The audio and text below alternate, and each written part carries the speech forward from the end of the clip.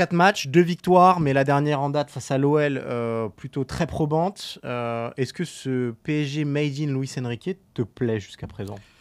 Il y a un début de chemin qui est très intéressant avec le PSG de Luis Enrique parce qu'il y a des traits de caractère qui sont propres à une équipe de Luis Enrique, à savoir du caractère dans un premier temps, de la conviction, cette envie d'être conquérant, cette envie d'être protagoniste.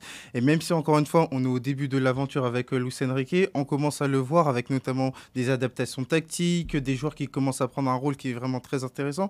Et tout ça laisse augurer de bonnes choses. Mais encore une fois, au PSG, le jugement est permanent. Ouais, bien sûr. On a vu dans ce début de saison un nouveau milieu de terrain avec Ugarte qui est très impressionnant à la récupération et dans le harcèlement. Moi, j'ai une petite question sur la créativité peut-être de cet effectif. Est-ce que toi aussi, tu as des doutes quant à la capacité de cette équipe à créer autant sans Messi, Neymar et Verratti? Ça va être la grande interrogation du côté du PSG parce que j'ai limite envie de dire que c'est un paradigme footballistique qui a changé parce que avant on était sur un PSG qui se concentrait autour du ballon avec notamment un contrôle qui était fort, incarné par Verratti, incarné par Neymar et incarné un peu plus tard par Lionel Messi. Là, à partir du moment où il n'y a plus ces joueurs, il faut un peu se réadapter et du coup le centre névralgique maintenant du PSG se situe davantage en attaque.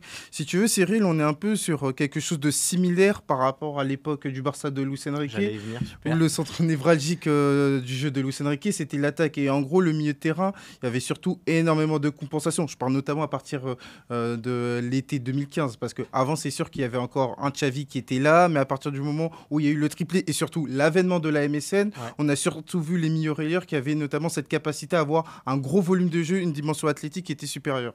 Justement, alors l'analogie avec le Barça de 2015, je voulais y venir parce que Luis Enrique, c'est un petit peu, il s'est pas plaint, mais disons qu'il n'était pas complètement satisfait du match face à Lyon parce que c'était un petit peu un match de ping-pong à son goût, que ça a été très vite en transition et qu'il aurait aimé avoir plus de possession. Alors déjà, depuis le début de saison, Paris est l'équipe qui a la plus forte possession en Ligue 1, je crois que c'est plus de 75%.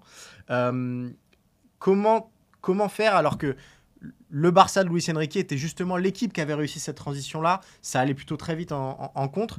Est-ce que l'effectif parisien est suffisamment taillé pour avoir la philosophie de Luis Enrique? Et est-ce qu'à l'inverse, lui qui veut plus de possession, il ne faut pas insister davantage sur les transitions avec cet effectif-là et les fusées qu'il y a devant? C'est tout l'enjeu, trouver la bonne symbiose, trouver le bon équilibre entre les qualités, la qualité brute de l'effectif et ce que peut apporter en termes d'idées Luis Enrique. Maintenant, pour revenir sur l'idée de contrôle, c'est vrai que ça va être un enjeu très important parce que le match contre Lyon, effectivement, il est probant, mais il ne faut pas oublier que Lyon tire 19 fois. Et ça, ça peut être une problématique à l'occasion de la Ligue des Champions et notamment la poule de la mort. Donc tout ça pour dire que Luis Enrique, il est toujours dans son cheminement d'entraîneur, à savoir que il ne va pas s'arrêter au fait qu'ils ont battu avec beaucoup d'autorité l'Olympique Lyonnais, mais que c'est une étape. Et que la finalité, ça va être une équipe du PSG qui, évidemment, sera verticale parce qu'il y a les qualités pour, à savoir avec Kylian Mbappé, Kolo Muani, Ousmane Dembélé. Mais qu'à côté de ça, il faut aussi du contrôle parce que sur ce type de match, il peut y avoir un moment où tu vas être en défaut de réussite. Par contre, l'adversaire peut être en réussite maximale. Et donc, je pense que Luis Enrique a une vision court, moyen, long terme sur l'idée d'un PSG qui soit dominant avec le ballon.